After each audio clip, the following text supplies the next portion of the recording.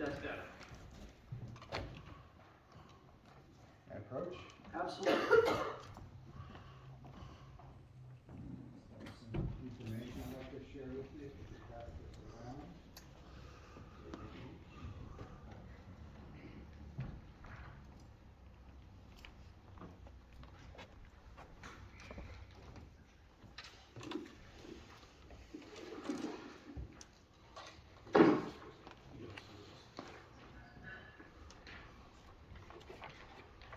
Welcome, Mr. Lessing. Thank you, Mr. President. I'm sorry, is this what you sent earlier today, the email? I did. Okay. I did. So, my name is Ben Lessing. I'm the CEO of Community Care Alliance. I'd like to introduce also Michelle Taylor, who is the Vice President of our Social Health Services, which encompasses homeless services, employment and training, our Family Support Center, our Youth Center, our Recovery Center. What am I leaving out? I'm sure there's a couple more. There's probably a couple more. I wasn't quite clear on what the agenda was tonight, so what we did was, what we've given you are a couple of things. One is a review of the ESG, or Emergency Services Grant, that we have collaborated with the city on over the last year, and we wanted to give you some up-to-date information in terms of this specific grant, which we have implemented. And the other thing that I've given you is our most recent annual report, which gives you a snapshot, particularly in 2020, of our activities. And I believe I have sent all of you, which you should have in your email, also a report that we refer to as Highlights and Outcomes, which gets you into, gets you into the weeds in terms of our programs across the organization. We're a comprehensive health and human service organization that is based here in Monsocket. We have been around since 1891. We are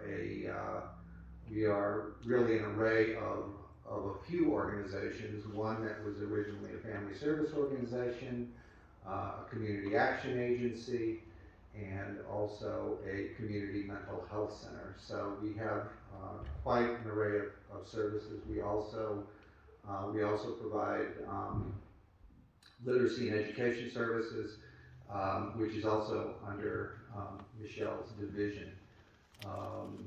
Community Care Alliance is somewhat unique in the state in that we have this scope of services, if you will.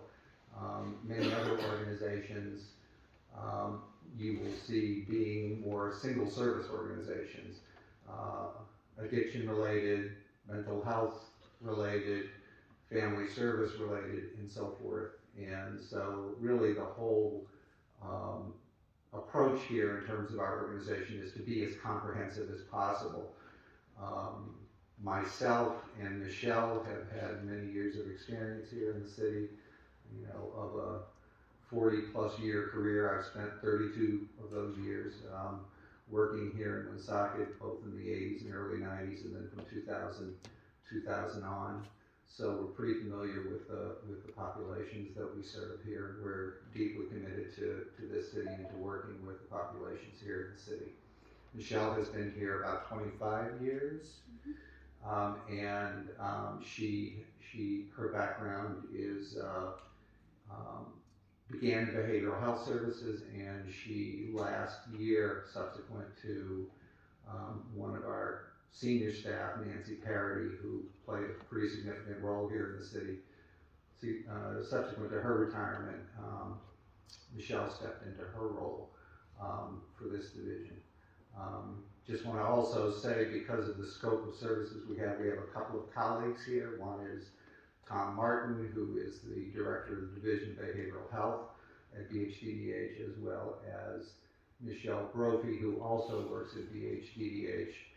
Michelle has been with the department for several years, but Michelle is probably, has the most expertise in the state around homelessness in particular, and has a sort of the big picture, if you will, in terms of how homelessness is occurring in the state and what the needs are of the population that we serve there. So, how would you like to proceed here, Mr. President? Do you all have questions you would like to ask relative to ESG or anything else? I think we will have questions. I just have one question, and it's just a technical thing, but on the report that you handed us today and the one that you sent us earlier this morning. Yep. Under the median family income, it says for year 2000. Is that just a typo, or is that actually the median family income in 2000? That was taken from the Kids Count resource, and that's the latest figure they were able to provide us, honestly. Really? Yeah. Yeah. Okay. Yeah. Yep. Yeah. All right, thank you. Sure. So I will open the floor to the council. If anyone has questions for any of the members of Community Care Alliance, I'll allow that to have any questions. Council President. Councilman Canoyer. So again, thank you for coming. We appreciate it. And as the Council President indicated, we had a meeting back in mid-October to begin, not begin, but in part to have discussions about the American Rescue Plan Act funding. And during that meeting that was here in Harris Hall, there was discussions about some of the potential calls on that funding, including homeless shelters and stuff of that nature. And at that point, the mayor had indicated we should probably have some further conversations with a number of the agencies throughout the city. And they mentioned CCA is probably the best starting point since you're one of the largest. So thank you for coming. As you know, when we did the first allocation, the first tranche that we allocated was roughly 14 million. We allocated approximately 13 million, and there was quite a bit of upheaval over the fact that there were no specific line items for homeless shelters or stuff of that nature. It was, a lot of it was geared towards infrastructure and some of the other perceived needs of the city and the community of our age, if you will. So with that, and we also had talked about that night that there was earlier, and I think you noted here, the CARES, I think you called it the Emergency Solutions Grant, I thought it was a part of the CARES Act, whatever. There was an allocation that was provided to you folks, because obviously the city does look to organizations like yourself to assist in these areas. So there was certainly a level of funding, and I'm sure it's never enough. We're all in the same boat. It's never enough on all sides of the table. So a couple of questions. Number one, Ben, how many physical locations does CCA have here in the city of Monsocket? Do you know? I don't mean to put you right on the spot. Sure. 5, I'm counting 800 Clinton Street, 245 Main Street, 55 Cummings Way, 8 Court Street. We have our shelter located at 134, 136 Sales Street. That's at the 2 triple deckers. And our visitation center on Orchard Street. Okay. And how many of those do you actually own those outright, or are they leased? Or is it a mixed bag? We own them all. Okay. And the only building that we don't own that I didn't add is 181 Cumberland Street, which historically was the original site of the Community Mental Health Center here in Monsocket, Right. which is owned by the state and has gone into disrepair as a result. And we have been fighting to have it refurbished, if you will, but we have a very, very small footprint there now, but I had to take staff out of that building because the roof had not been repaired in several years and there was internal damage. Okay, and at 136 Sales, that's where you provide some shelter. Was it So how many does that accommodate currently? Or let me rephrase that. How many is it able to accommodate? What's the maximum? At any point in time, we have anywhere from 40 to 50 adults and children living there. 40 to 50, okay. Yeah. Okay. That's by the way, that's by purpose. Several years ago, we established that as a family shelter, and the reason that we did that was because of the need relative to homeless families, because kids get split, basically get placed by DCYF, and we were trying to prevent that as much as possible. So it's by focus a family shelter. There are 7 beds for single women, but that's the primary nature of the shelter. Okay. And and there's a couple other shelters in the city outside of what you guys manage. One other. Harvest Community. Harvest, yeah. And does the Sojourner House do any sheltering? Sojourner House is. And if you don't know, I don't want to put you on the spot. Sojourner House has been specific to domestic violence. Yeah. So their category is very narrow in terms of the folks that they bring into their shelter. Yeah. But and they do some supported housing too. I'm not even sure, are they still operating the shelter locally? I'm not certain. Okay. It's privileged information. They don't give out the Yeah, no, I location of their understand. shelter Yeah. because of the But I need. do believe they do some supported housing. Yeah. Mhm. Okay.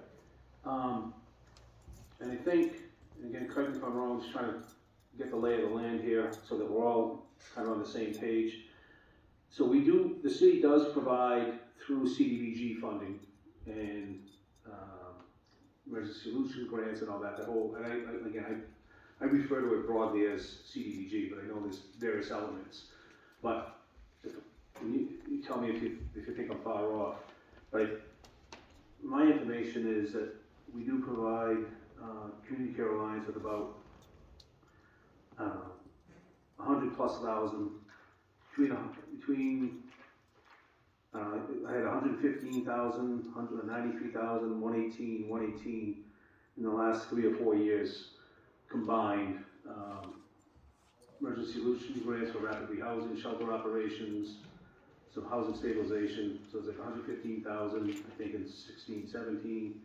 Similar type grant, 17, 18 was like 93,000 and 118. Anyways, does that make sense that through the, again, broadly speaking, the Cdbg funding process? So Probably. So prior to this year, I want to say 2019, 2020 or so, there was some CDBG funding. Prior to that, there has been little to none. Okay, and I can pretty much attest to that because Mayor Menard was in office around 2000, and there was an allocation every year. The city had provided an allocation every year to then what was referred to as Monsocket Shelter Community Action. Okay. And that allocation stopped in 2000, and then after that there was very little that was provided. We got the errant CDBG grant mostly for some infrastructure kinds of things, repair 8 Court Street or to do with the flag change or those sorts of things. Okay. But nothing in terms of supporting the shelter. The shelter is supported by in excess of about 8+ funding sources.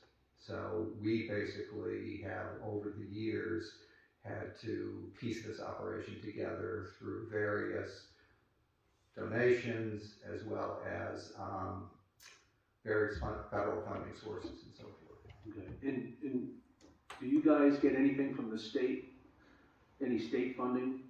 We get state funding that passes through the state. It's actually federal funding. Okay. Well, I'd say the CDBG for us, it passes through the city. So we get. It was at one time referred to as McKinney-Vento funding. It's got a different name now. I think it's called HART, and that's federal funding that passes through the state and is applied to our shelter. Mm-hmm. We also, because we're a community action agency, We have access to, as does every community action agency, an allocation for community service block grant funding. Those allocations historically have been used by CAP agencies to support administrative services. We've always put those funds into direct services for the most part in terms of the shelter as well as our family support center. Okay. And in terms of, and I recognize before I even ask the question, the facts and circumstances change daily, monthly, annually, but in terms of outcomes, there was, I think, one of the things you sent us, there was a gentleman that ended up, I think he works at the city now, that you guys were able to help over a period of time, and now I think he works for the highway department. I could be wrong. And that was a terrific story.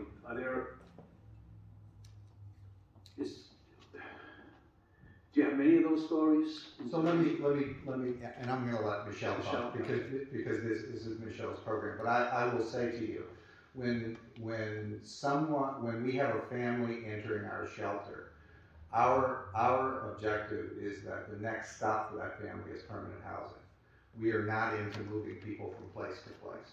We're not into having people stay in our facilities long term, if you will. We believe that, folks need to be stable, particularly when you're dealing with kids, and we need to work with them, and we work real hard with them in terms of not only permanent housing, but stable income.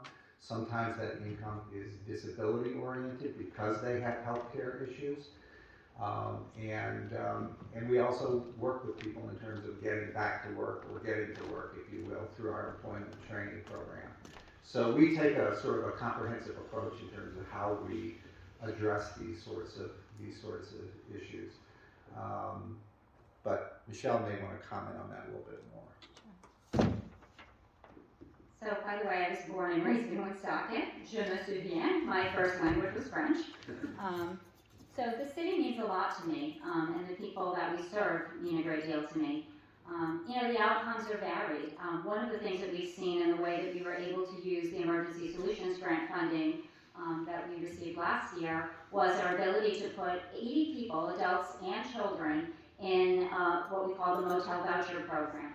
So we were able to do that starting in December of 2020 and then through May of 2021, when then it was transitioned. The state decided to put all of the funds through the Coalition to End Homelessness. So until then, we handled those 80 people, and we were providing case management support to those individuals.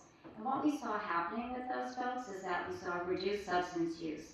We were able to get those people into detox. We were able to connect them with our behavioral health services. People who had been doing sex work to survive so they would have a place to sleep at night no longer needed to do that, and they stopped doing it. We had families that were reunited and brought back together. They were able to get their children back. Or some gave birth in the motel and then were able to keep their children because they were able to provide a stable environment. And we were wrapping around family support services to those folks. So, it's hard to sort of give you a number, but I have to tell you that there is a difference, right? One of the things that we've been able to do is, separate from this funding, we provide through in-kind donations. We created Safe Haven, a drop-in center. So this is located at 245 Main Street, and we're providing a lot of the wraparound supportive services for our folks staying in the motels. So what that means is that we're able to connect them with a wide array of services. That includes working with Dr. Nathan Paul from Thundermist, who comes once a week, every week, and meets with our clients on site there. And I have to tell you, people's health has started to improve. When you're homeless and you're diabetic, you're not going to be able to take your insulin when you're supposed to. You're not going to eat healthy. You're not going to be able to adhere to all of the things that you need to do. And so, does it make a difference in people's lives? Absolutely. And additionally, the other part of that grant was that we were expected to provide rental assistance. So to 17 families, we were able to provide one-time assistance. They had gotten, into a bad place. A lot of it was, this was early in COVID, and so they were struggling.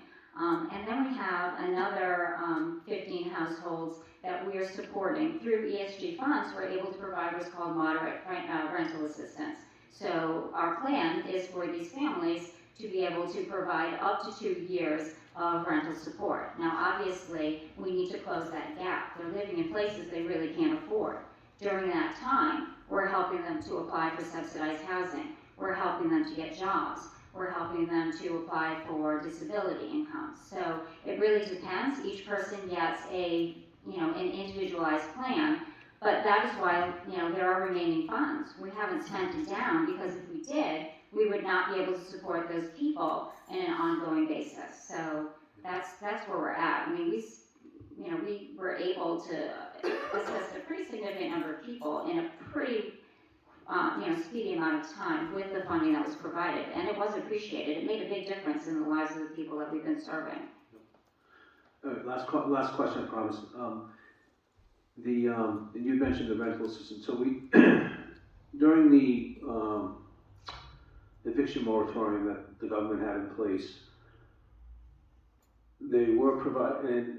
Did we provide any additional funds outside the $800,000 or $900,000? I think that's referenced here. Was there additional funding, or did we get you folks involved in trying to deal with any of that, the funding that was available to assist people with rent during the eviction moratorium? Does that ring any bells? So the rent relief RI went to Rhode Island Housing. It started with Crossroads and then Rhode Island Housing. Both organizations have struggled to get those dollars out the door. We did, through the CAP agencies, provide some assistance to clients in completing the applications, but we've never been responsible for being able to deliver those dollars. So, thank you very much.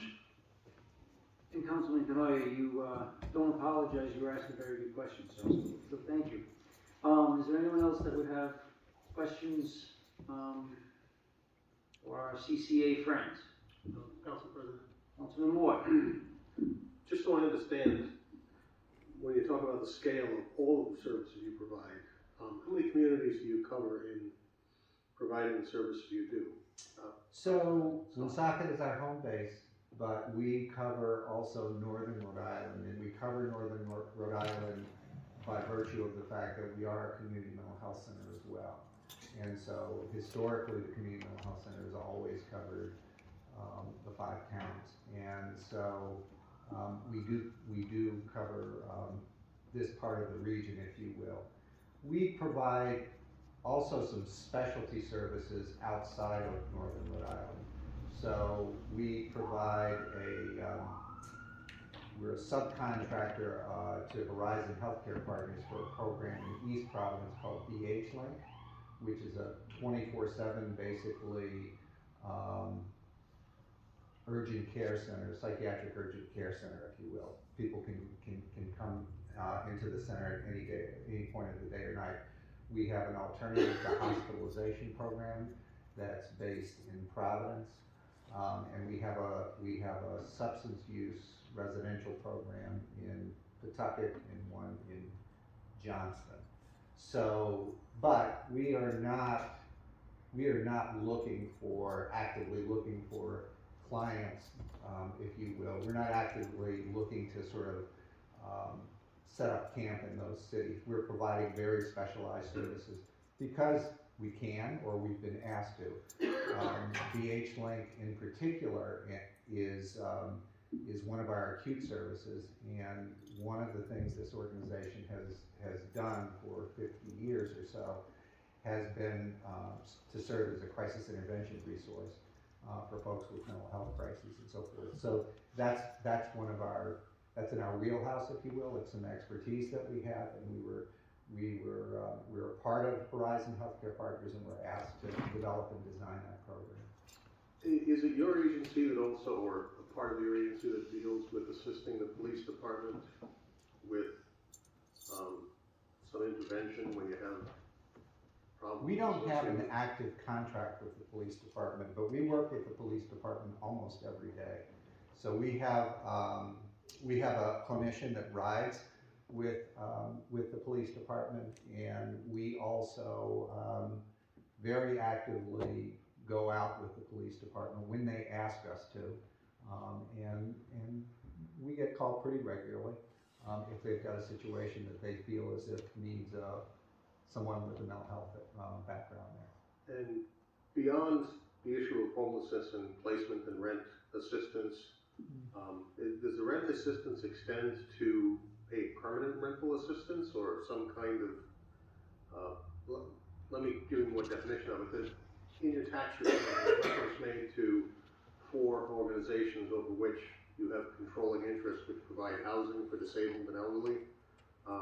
It doesn't seem to show that you're the actual owner, but it says you have a controlling interest in it. So, And 3 of them are located in Monsocket that are, say they house you're disabled. talking about our HUD corporation. Pardon me? It's a HUD corporation, so it's the funding for that housing is all HUD related.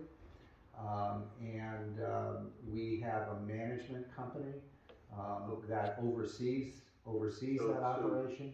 So you manage the tenancy and the occupancy through referring Correct. We clients in refer all need of that would best be served in those housing situations? Correct. Everyone in those, every client, almost every client in those housing circumstances receives some kind of supportive services from us, usually clinical services, psychiatry, nursing, case management, other clinical services. But the other party still retains ownership of the Manages property. it, correct, yes.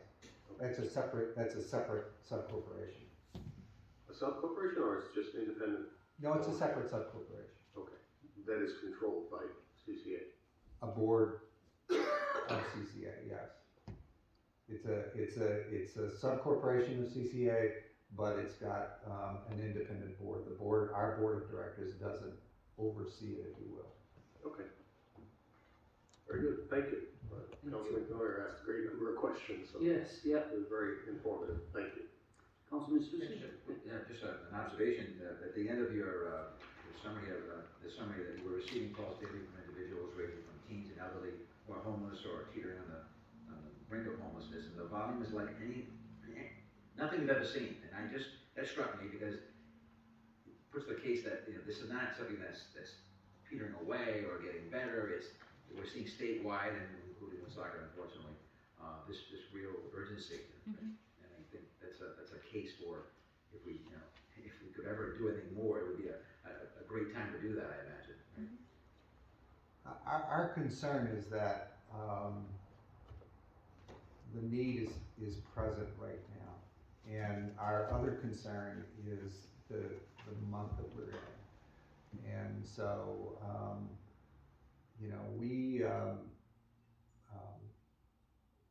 we had 2 people die last year from exposure locally.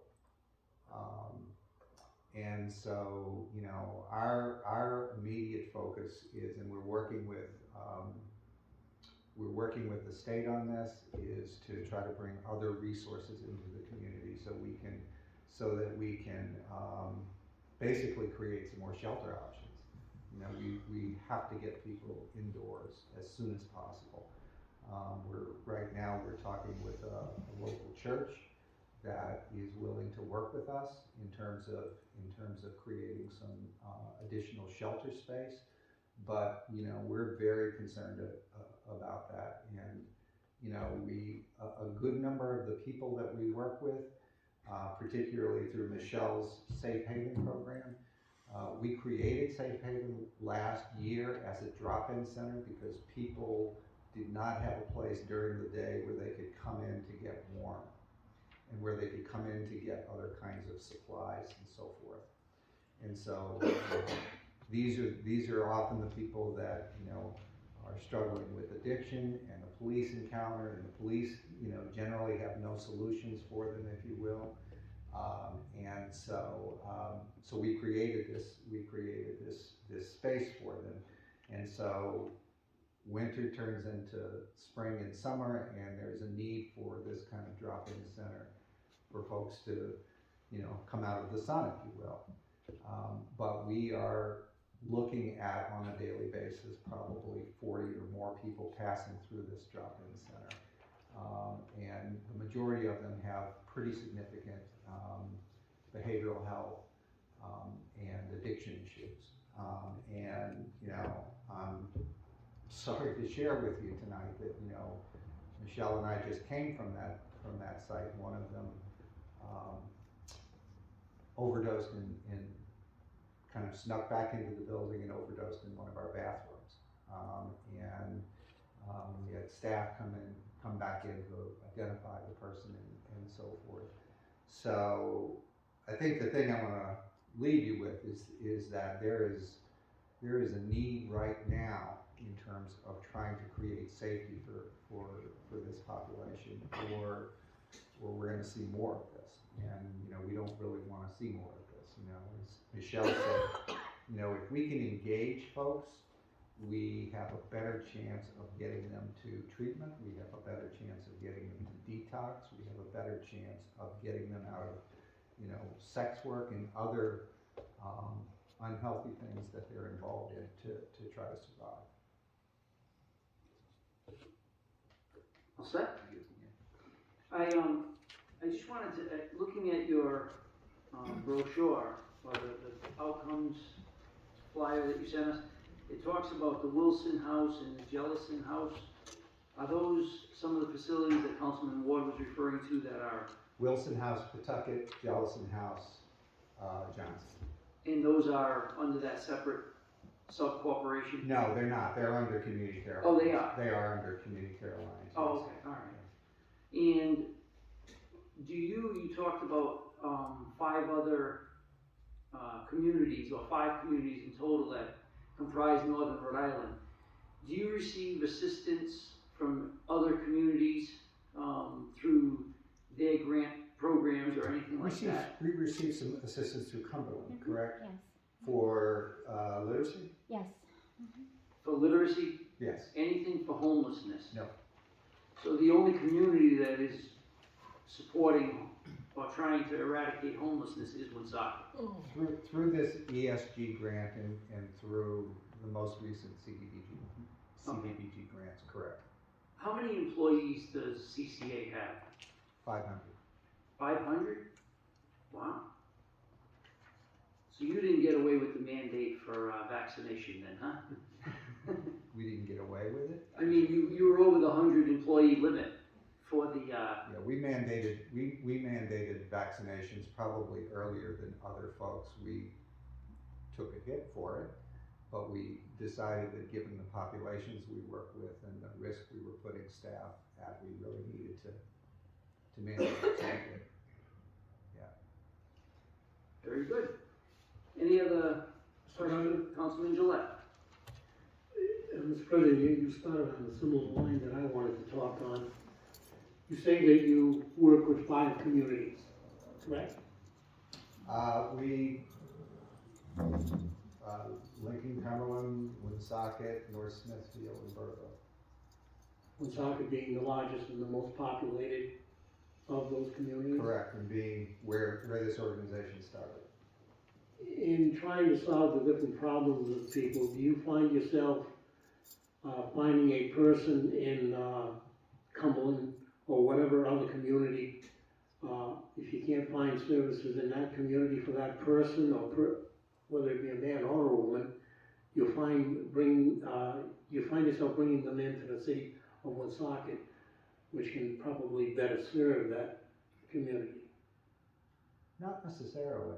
We don't actively bring people into Woonsocket. We encounter people who may not be from Woonsocket who have moved here themselves, but we do not actively bring people into Woonsocket.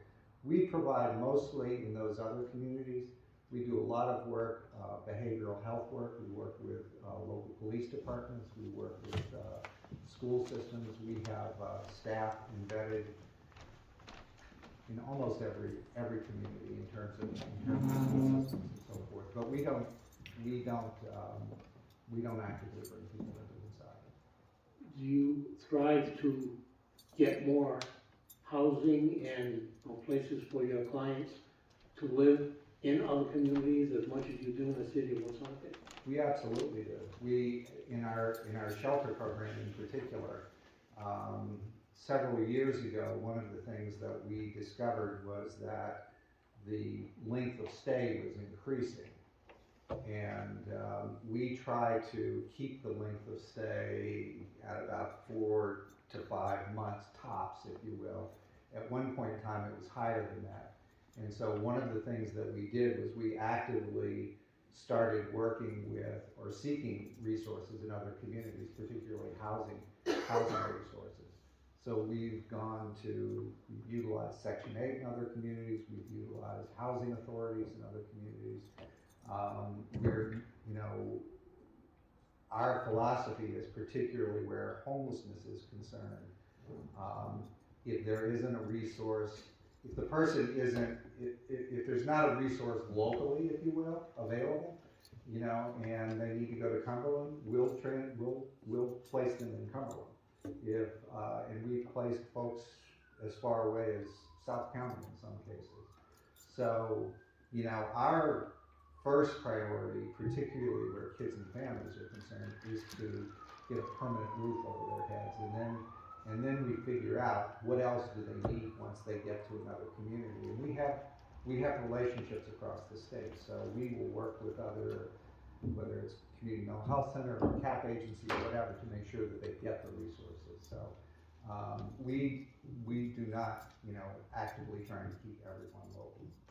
Have you gone to other city councils and requested that they too do like Monsocket and put funds in there if they get CDBG monies coming from there, or just plain out of their tax structure? We have not. We pay close attention to what's going on in other communities. If there are, and I think Cumberland is an example, if there's an opportunity to access those resources for a particular service, we will reach out to that community. But we don't actively go and solicit, if you will, those resources. And, the other thing that I will say is, we're very happy to be collaborating with the city around this ESG grant and so forth, but we did not solicit those funds.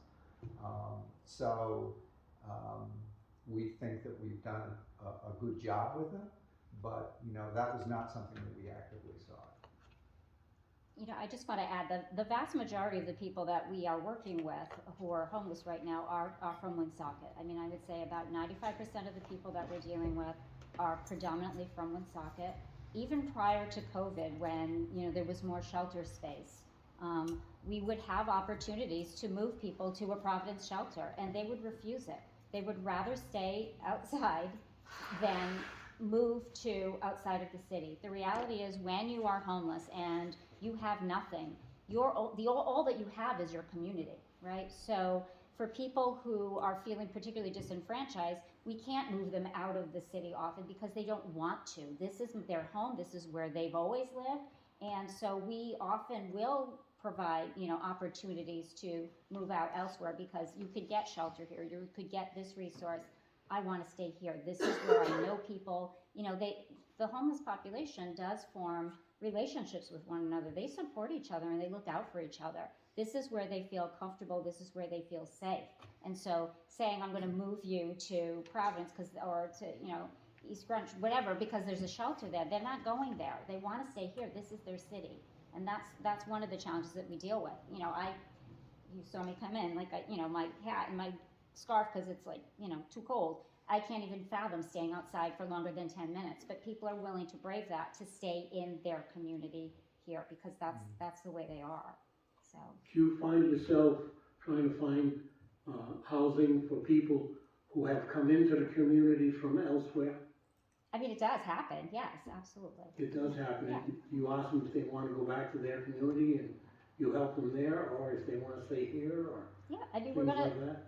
we. I'm not in your industry, so Yeah. these are probably simple questions to answer for you, but I just don't know what you're doing yet. Yeah, we're looking at what this person's needs are and where they identify as home, right? Where they want to be, and then we will work with them to move them there. Now, obviously, some people may not know what their options are, so we're going to explore all of the options and say, there's an apartment in Cumberland, there's a place in Burrville, here are some of your options, and then it's up to people to say yay or nay, and then we'll support them in that. We don't always agree with everybody's choices, but we are going to honor them because, that's... I mean, from our perspective, if you know, if someone is homeless, if someone is in need, that's what we're going to address. As Michelle said, you know, we will give them options, we will suggest options to them, but we can't, you know, we're under no authority to make anyone do anything. And, you know, our first consideration is really safety, and that's what we're that's part of what we're trying to achieve here, so. Last thing I'll just say about this Emergency Solutions Grant, and it's indicative of other things that we do, is that, you know, when we receive these kinds of resources and funds, because of our scope of services, we're able to leverage other things, other funds and resources. We estimate that we've brought probably $90,000 conservatively in addition to the ESG funds, just through other resources and services, just through fundraising and so forth. I mean, if we, you know, we have actively solicited folks in terms of, you know, trying to if they're going to use their money in philanthropic ways, we'd rather them focus on things that really people need and will be helpful in terms of their safety. So we do that, and I think that that's one of the advantages of an organization like ours. I just wanted to add what's kind of unprecedented in what we're seeing. We'll get a phone call from someone who's in the hospital. He's just had hernia surgery, and he's being discharged to the street. And there's no room in a shelter. There's no place to put him. And all we can say is, here's the phone number for Coordinated Entry System, call them. But they have a wait list of over 1,000 people, so he's not getting in. We've had women with babies leaving domestic violence situations. There's no place for them. We have people living in their car with their children because there is no place for them. So we're talking about a population of individuals that previously we would not have seen be homeless. I mean, this is beyond the scope, I think, that any of us have seen, at least in my 24 years here at CCA. Thank you very much. Thank you, and, Council President? yeah, just before you, just give me 1 second, I just wanna, Mr. Lessing has extended an invitation that if any of the council would like to make an appointment to go see their facilities, you're welcome to reach out, Please reach out to to his me. secretary, and, then they'll coordinate a walkthrough for Yeah. some of their facilities, so I didn't wanna have you walk away without extending that on I your behalf. appreciate that. I Thank appreciate that. And, Ms. Blades. Can I just add, so about 6 weeks ago, I hosted a roundtable discussion with some of the agencies that we see in the room, CCA, Funding, has Jean from New Beginnings. And one of the things that when we went around the table, the question was, what is the stumbling block of helping these individuals? The sentiment that was said over and over again was funding. So we heard that they needed funding, but we needed to know more. What do you need the funding for? Today, we got a lot of information from Mr. Lessing's office with numbers that we'll have to digest, and I apologize, I haven't had time to look at the whole document in depth, but I know many of you have. But I do know, about a month ago, before our meeting, Governor McKee announced that $5 million was allocated to agencies in the state for winter homeless sheltering. I do know that Harvest Community Church did receive $49,000, and that's to supplement beds for approximately 20 to 22 men in that shelter. Harvest Community Church has an amazing program. The thing about Harvest Community Church is they only operate from November through April. So 6 months out of the year, they're doing a phenomenal job to take care of our homeless men. CCA received $919,000 of that $5 million. So Monsocket received approximately $1 million of funding for homeless sheltering, which is great, and it'll be good to find out how the money is going to be used. The explanation that I did get from the Department of Administration was some of the money was gonna be used for 11 hotel rooms for individuals and families for winter sheltering. And then there's a second prong of the process for 40 rooms to provide emergency shelter and a range of comprehensive services 24/7. And I did ask about that second prong, and I don't have a clear understanding, and maybe Michelle or Ben can explain how the rest of the money is gonna be used for for that facility. So we have received, an allocation, which we're working through now for winter shelter. I referenced, a local church that we're working with, and that will be utilized, for this particular operation. We are working on 2 other shelter resources. You wanna talk about those? Sure. So, did you want, yes. So, oh, you want me to talk to Sure. the microphone? Okay. So we are also looking at identifying a shelter, particularly for youth, that we would link with our youth center. So right now, there are probably at least 15 to 20 youth who are homeless, and that we are aware of. And we are looking to connect them with our youth center, so co-locate a shelter and a drop-in center, which focuses on employment services, but also a lot of the same sort of connections to behavioral health and other supports that we provide to our youth. I think the other challenge, Linda, if you remember, the other problem that we talked about was, in addition to the funding, is that we need a facility. And so one of the challenges that we've had, both at the city level and the state level, was identifying a property that would be appropriate for housing a large number of people, anywhere from 20 to 40 individuals, to be able to get everyone off of the street. So I think that, that has been a particular challenge in terms of, we've been very fortunate that we have a good relationship with the church, who is willing to make some pretty significant sacrifices in how they use their space in order to be able to open this up. The other challenge with winter shelter, the Harbor Shelter they do an exceptional job, but they're funded to operate from 7 p.m. to 7 a.m., which means that those guys are out on the street for the balance of the day. We were very lucky. The reason we got so much funding was that we plan to provide wraparound services. So we will provide 24/7 services for the duration through the end of April, and we would be hoping to extend that, because the reality is, being homeless in the summer isn't a whole lot better than being homeless in the winter, honestly. You cannot help people to be sober. There's no benefit to being sober if you are homeless, honestly.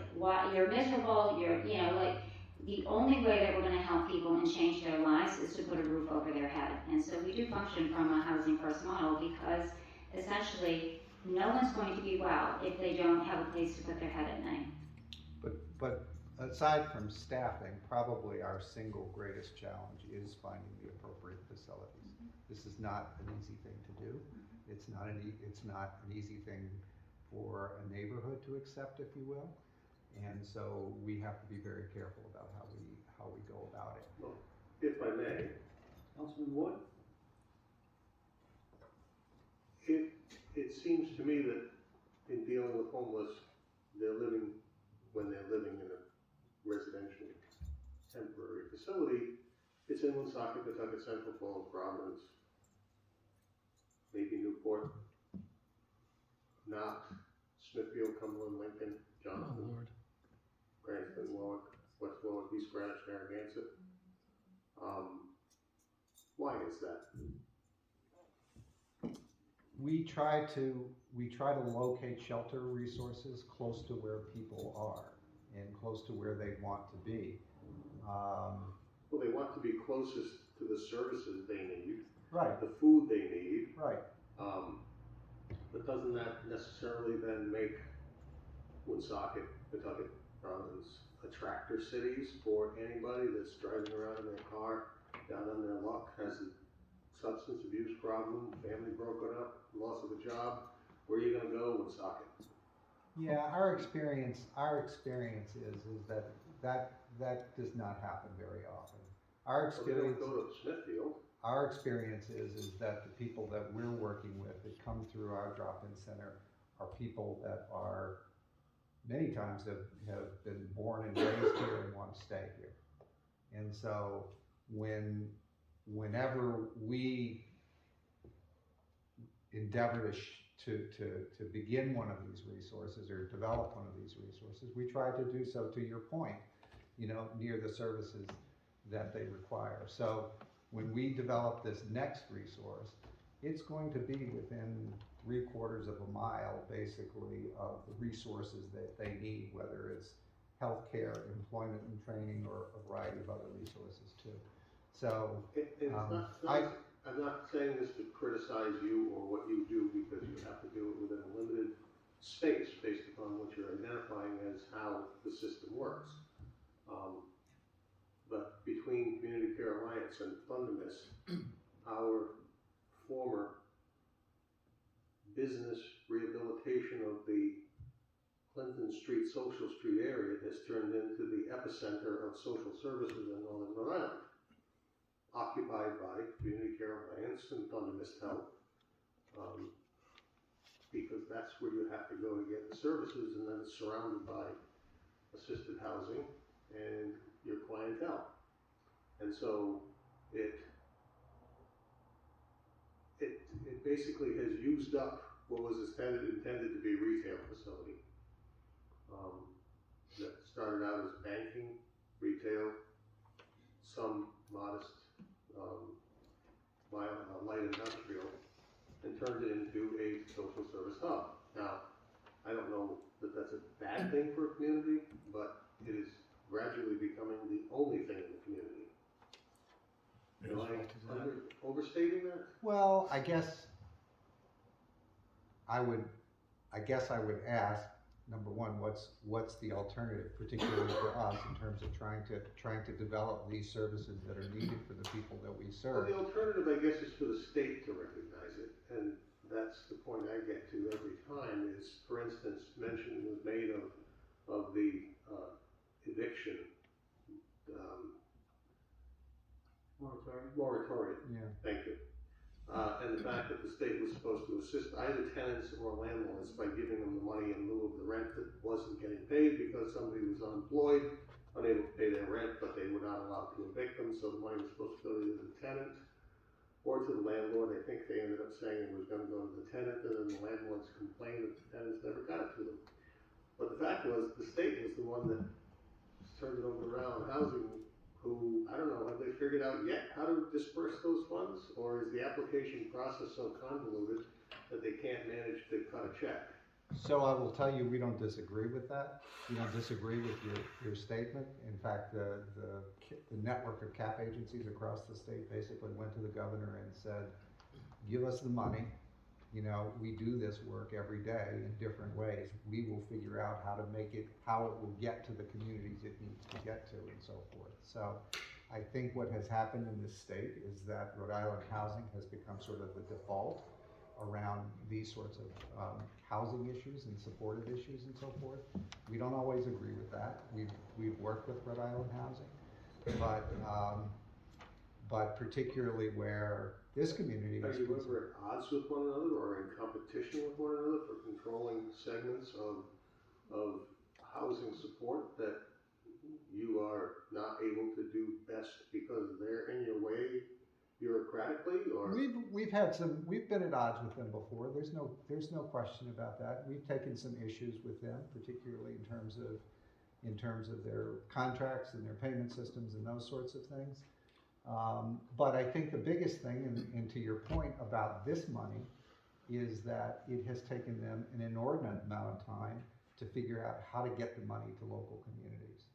And they had to go out and hire, I believe, 25 or 30 staff to figure out how to do it and so forth. Whereas they could have come to community action agencies that were designed for this kind of thing to disperse the funds. It's part of what you get at is sort of how social service or human services business occurs in this state, and it's not the most efficient way. you know, we are of the opinion that any resources we can bring to Woonsocket, we're gonna try to bring to Woonsocket. But we've also seen a lot of resources that have gone to other places where Woonsocket could have used them. They go to other places other than Woonsocket. So it's an ongoing issue for us for sure.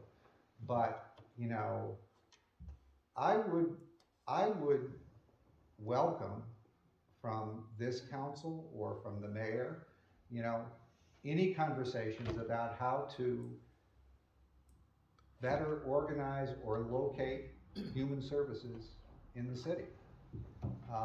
This is the first time I've heard anyone say this directly, at least to me, in terms of the use of buildings downtown. You know, and Michelle will tell you in particular, you know, I hate the fact that we have so many sites. But in order to accomplish the work that we do, we need that number of sites. But if there were a way that we could work with the city to do more consolidation, you know, if there were a way that we could work with the city around economic development to support that effort as well as serving the people that we serve, we're all in.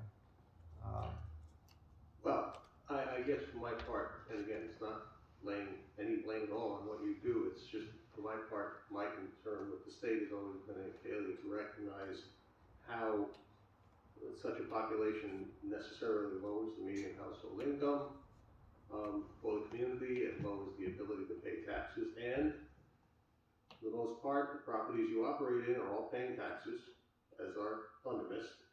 They pay taxes on those properties. So it's not as if the taxes aren't getting paid, but it's about the fact that there's less asset value in the properties in the city as a result of a lower income and lower housing values and such, and the state, I don't think, gives sufficient recognition to how much support we need in order to maintain such a ratio in the city of what are middle income families that are trying to pay the bills for the city and those who are unable to, and on top of that require services. And by the way, some of the services you provide are I know, student related and education related, but only scratch the surface of some of the things that education is responsible for, related to mental health, socioeconomic relationship, family relationships, and social services that the school system tries to provide too. That they have, for some reason, got stuck with the burden of doing, as well as health services, where in the past they were supposed to just do education, but they do a whole lot more now, and I don't think there's enough recognition given by the state to take care of those needs. We've played a role in terms of advocating for those resources so that we could support schools more. You know, we think that those services should be supported by the state. There's no question about that. So I don't think we're in major disagreement here. Thank you. Thank you. Well, I would, Mr. Lessing, Ms. Taylor, Mr. Martin, Ms. Garopi, I'd like to thank you all for taking this invitation to come in here tonight and explain your work in the city and in northern Rhode Island, as you say.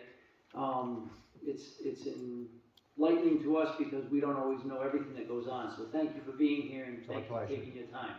Do you mind if I say a few words? I'm sorry? Do you mind if I just say a couple words? Yes. Yes, No. you mind. I'm like, I'm past my bedtime, so I gotta, at least have a reason to be up so late on a Tuesday night. So I'll just go quick. So my name's Michelle Brophy, and I'm actually the chair of the State Continuum of Care. It's a body that's a volunteer body that works on housing and homelessness policy. So I've been doing this probably since 1993, and I have to say, I came here tonight to say thank you. We don't get called in front of city councils to talk about homelessness and the solution. So I just want to take a brief minute to talk to you about what the Continuum of Care is actually about. having Ben and Michelle come up and ask for support with shelters is something that we traditionally hadn't done until the pandemic. Prior to the pandemic, we had about 90 people a year in need of winter shelters. We're up over 600 now, so we've had a lack of investment in housing across the entire state. Our neighbors in Connecticut and Massachusetts spend about $95 to $105 per capita on housing. Rhode Island is anywhere from $5 to $20 per capita, so there's a long history of not having enough housing. People looking for apartments right now can't find them. So we've always talked about the solution. The solution to homelessness is housing, right? People don't have a house, so we get them a house. Permanent supportive housing is affordable housing coupled with services that help people retain their housing. So when we go and talk to communities, we usually say we have the same goal. We want to end homelessness. You want to end homelessness. And I actually was in West Warwick talking to their business community because there's about 30 West Warwick residents who are living on the banks of the Monsocket River at any time. And their business community said, my God, we've built this beautiful gazebo. We have this business district and your people experiencing homelessness, as I like to call them, they said, you're homeless people, are actually, disrupting our businesses. And we came to this like aha moment when we realized we have the same goal. I want to get people off the streets and into permanent supportive housing, and they want people to get off the streets and not, be disturbing the businesses. So I just think it's great that we're all working together. And I guess I would just offer up as the chair of the Continuum of Care that we'll work with you. And I think the reason why you see CCA here tonight and other communities don't is because you're an entitlement community. You actually get emergency solution grants. It's Monsocket, Providence, and Pawtucket. So they receive extra dollars. The rest of the communities, they rely on the state to divvy up the funds and provide those awards. But I just wanted to let you know that we are here to support you. I usually don't get to come out and say that to people. And I guess I would also say, we know that permanent supportive housing is cost effective. It helps people's health, their behavioral health. It helps the health of a community. And we know that it actually costs about $7,000 more a year to keep people homeless on the street than it does to keep them housed, so to provide a rental subsidy and supportive services. So we have information, we've done pilots in Rhode Island, and if you ever want to, meet with me earlier in the evening, if possible, then, I could show you those documents. But you're so lucky. You have CCA, you have Thunder Mist, and you actually have Joe Golick, who is amazing and known across the state for the work that they do in housing. So I actually feel like with the money coming in from the federal government into the state of Rhode Island, we have the opportunity to functionally end homelessness. And in my 20 some odd years of doing this, I can't say I had that optimism. So please use us, let us know what questions you have and how we can work together. And I'm going to the Housing Resource Commission meeting tomorrow at 9. I will be with Rhode Island Housing, and I can talk to them about rent reliefs. We can talk to Commerce about getting more funds in for businesses. I'm happy to facilitate those conversations. So thank you. Thank you. Thank you, just take a second, and the first thing. Sorry, she used up all your time. I do that all the time. She cut me off too. But I think there's a valid point that's been made here tonight about the state and the lack of recognition on this issue, and this population in general has been underserved, underrepresented, and misunderstood, and that's why we're here. We in our department of behavioral health, Michelle is the person who deals with homelessness. So we have isolated that department to deal with it. But more importantly, I want to get to support of our colleagues here, Community Care Alliance.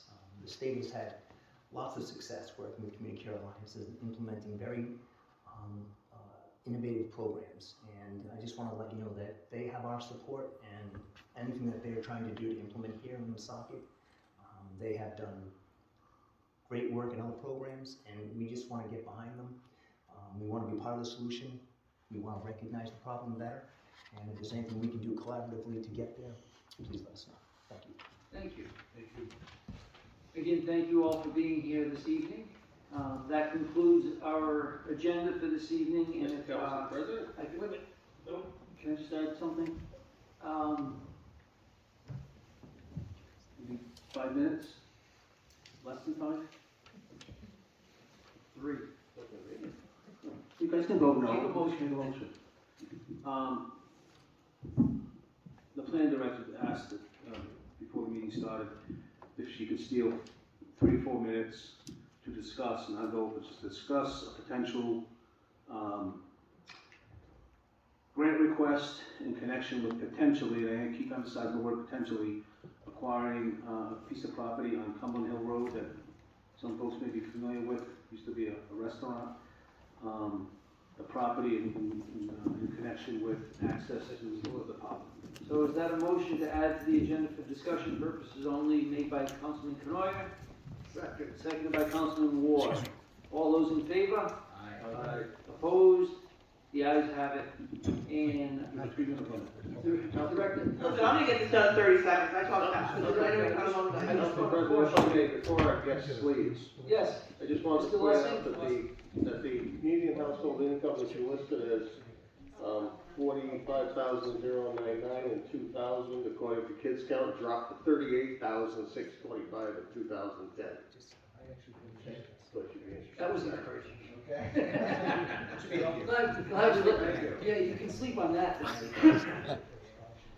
So, Director Paulo Castro, if you could, just be cautious, it's for informational purposes only. Correct, I'm gonna be submitting something for the agenda for on Monday's regular council meeting, but I am away next week, and so Kevin's gonna be pitching for me. There is another DEM grant due on the 17th. This one is for recreation, and or acquisition. If you have any questions as it relates to the grant, please reach out to me by Friday. Next week, Kevin is more than capable. It's very similar to the open space grant. It's basically saying that we need to have a public hearing. We can do it at the council meeting. We could do it separately if you prefer and not have council involved, just made aware of it. And then a resolution saying that it is okay for us to move forward and apply for this grant. If we're going to do anything, I would prefer that it's done at a regular Okay. council meeting. That's why I wanted to ask, because I won't be Yes. here, so Kevin's gonna take lead. Yeah, if we're gonna have a public hearing, for something like that, and we can, the council can send you questions or ask information, but as far as a public hearing, I think it's the best access if we do it at a regular city council meeting. That's fine. And like I said, the grants have been coming really close together, so we're constantly trying to catch up. And this grant is due the 17th of December, and I was just trying to avoid us having to ask council for another special meeting. Thank you. So, That'll be, we're meeting on the 6th. yes, correct. And I won't be here, but Kevin will be available, and I will be available via phone or email if he needs me. And Kevin, you're all right doing that? Okay. Considering you're trying to kill me at tonight's meeting, I should hope so. I'm Did sorry. anyone else notice besides the clerk that I shrunk 6 inches? Yeah, thank you. I hit a chair in my foot. I got 3 feet shorter. Well done. I think I have that in 3 minutes. Thank you very Very much. good, thank you. Is that it? So since there's no further business of this council, I would look for a motion to adjourn. Motion made by Councilman Ward, seconded by Councilman Gillette to adjourn this meeting. All those in favor? Aye. Opposed? The ayes have it. We are adjourned at 8:54. Have a good night to everybody.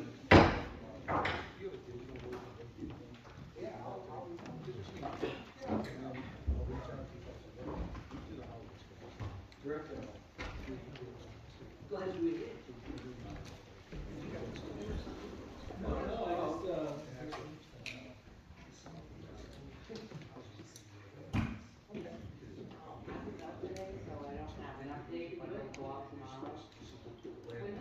I think we're over, might be like at 60%.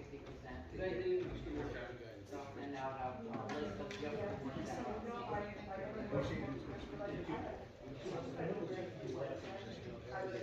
yeah.